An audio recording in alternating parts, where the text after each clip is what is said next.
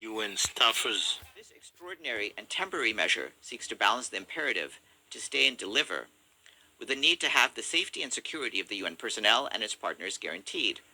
Such guarantees are ultimately required to ensure the effectiveness and sustainability of our efforts.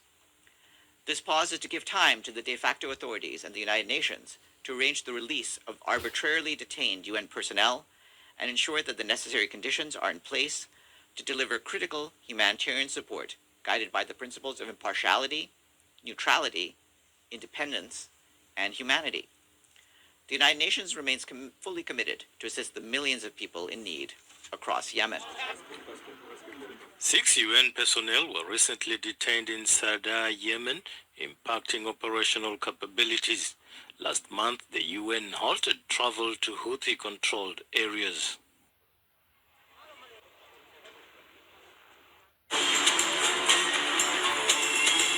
Association in South Africa, NICASA, has condemned the death of a 40-year-old Nigerian citizen, Benjamin Okoli, while in police custody in the country. Mr. Benjamin Okoli's death comes less than a month after the association's condemnation of the alleged killing of another Nigerian, 50-year-old Jeremiah Okoye, who died in police custody on the 13th of January. And the CASA President General, Dr. Frank Onyekwelu, described the death of both Nigerians in South Africa as unbearable. He says Benjamin Okoli from Akpu in Orumba, South Anambra State, is survived by his wife and a child. She was allegedly stopped and searched by police officers and taken to his house with his brother for further inspection, where he was allegedly tortured, beaten, and brutalized without anything found on him by the police. According to Dr. Frank Onyekwelu, Mr. Okoli could not withstand the assault. He allegedly fell into a coma with the police watching his body, trying fruitlessly to revive him, and paramedics later pronounced him dead. Trump's offer to resettle U.S. President Trump's offer to resettle white South African farmers as refugees has been met with skepticism by many in the community. Despite Trump's claims that white South Africans are facing persecution, several prominent Afrikaner groups, including AfriForum and the Solidarity Movement, have rejected his offer. This is after South African President Cyril Ramaphosa defended his country's land reform policies. Now, according to President Ramaphosa, the law seeks to address racial land ownership disparities, which left 3/4 of privately owned land in the hands of white minorities. The law made it easier for the state to expropriate land in the public interest. The move sparked an international concern, with US President Trump signing an executive order cutting all financial aid to South Africa. Justifying his decision, Trump took to his social media platform, Truth Social, claiming South Africa was confiscating land and mistreating classes of people badly. He even offered to rehouse white South Africans as refugees fleeing persecution. The forces are advancing in the Democratic Republic of Congo despite calls for regional leaders to stop the fighting. Forces from the M23 rebel group are closing in on the eastern town of Bukavu and pushing into South Kivu province. The insurgents previously seized the strategic city of Goma with support from troops from neighboring Rwanda. Thousands have been killed and huge numbers displaced in the region. The leaders of Congo and Rwanda are both due to join crisis talks this weekend. President of independent Namibia, Sam Nujoma, has died at the age of 95. He led the long fight for independence from South Africa. He was jailed and spent 3 decades in exile building support for Namibian independence before becoming president in 1990. The BBC's Nomsa Maseko takes a look back at his life. An icon of Namibia's independence struggle. Sam Nujoma returning home after 3 decades in exile. He'd been arrested and jailed. But when he was out on bail in February 1960, he fled into exile. A freedom fighter, he was the first president of the Southwest People's Organization, or SWAPO. His liberation movement embarked on an armed struggle for Namibia's independence through the organization's guerrilla force, the People's Liberation Army. Sam Nujoma returned to Namibia in September 1989. How does it feel to be back? Despite a 30-year absence, Mr. Nyoma was such a powerful and well-known figure in Namibia that his picture alone became a symbol for his party.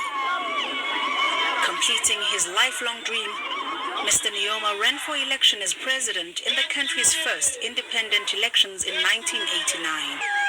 He won, becoming the country's first president. Goodbye, South Africa! Welcome, Namibia! Power to the people! We've got our land back! We need each other. We need to work together. We need the unity of purpose and action if we are going to develop this country in a modern way. Namibia formally became independent in March 1990. After his party fought a bitter liberation struggle to bring freedom to Namibia, the second struggle he embarked on was economic independence. Often described as a hands-on leader, he ensured that schools and universities were built and made efforts to improve the country's healthcare system. He was in office for 15 years. His critics accused him of clinging to power when he pushed for constitutional amendments to extend his rule. I have no intention of stepping it down, and only the Namibian people will tell me step down. He eventually stepped down, ushering in a peaceful transfer of power in 2005, but remained a powerful and influential man until his death. Sam Nyoma, who died at the age of 95. One thing that strikes you when you walk around Cameroon's capital, Yaoundé, is just how many images there are of the president, Paul Biya. Billboards credit him with any hint of progress or development in the country. There are curated snapshots of his presidency scattered around town, painting a picture of a leader who is active and engaged.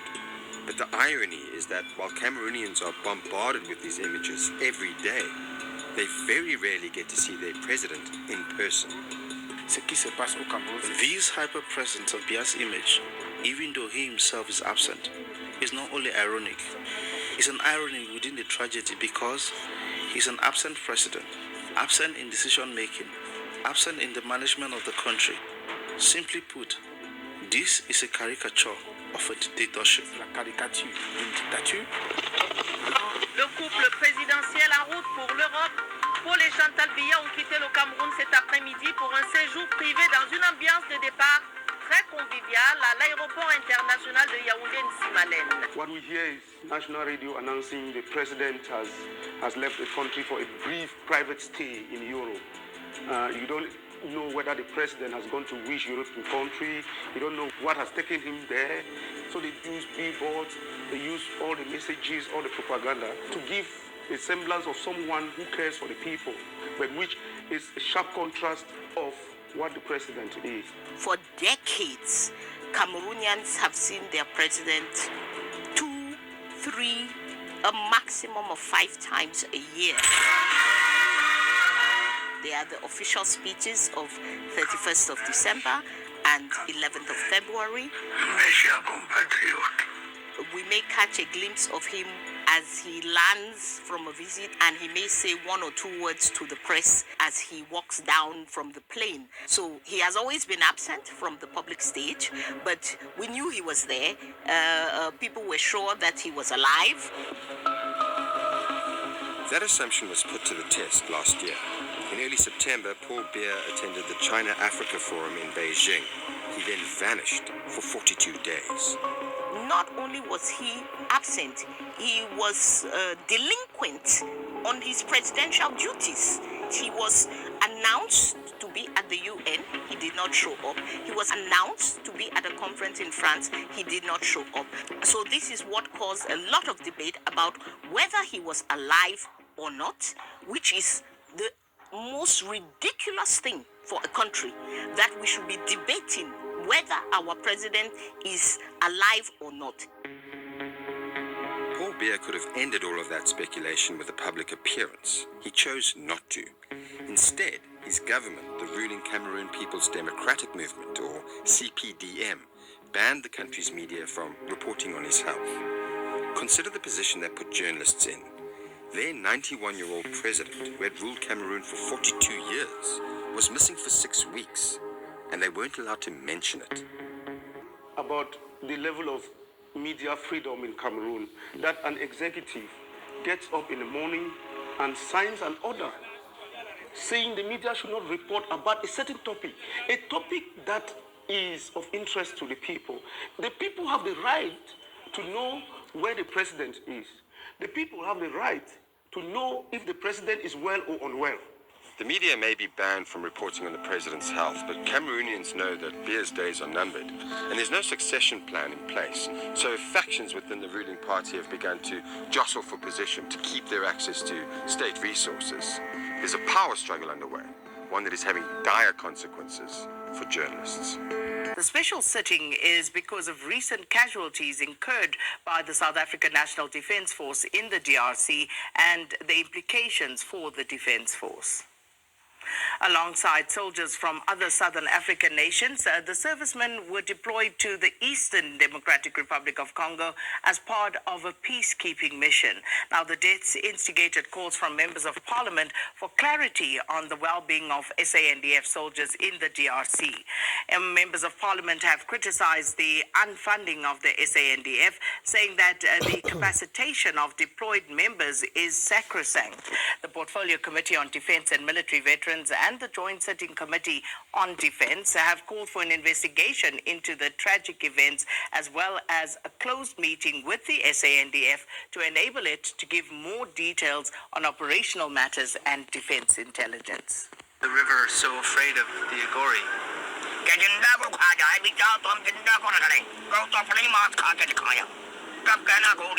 I see.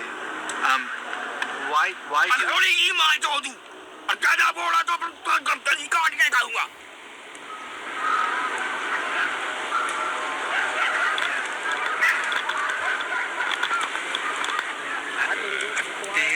do like this may have been a mistake? Maybe we just, like, somebody distracts him and I just leave.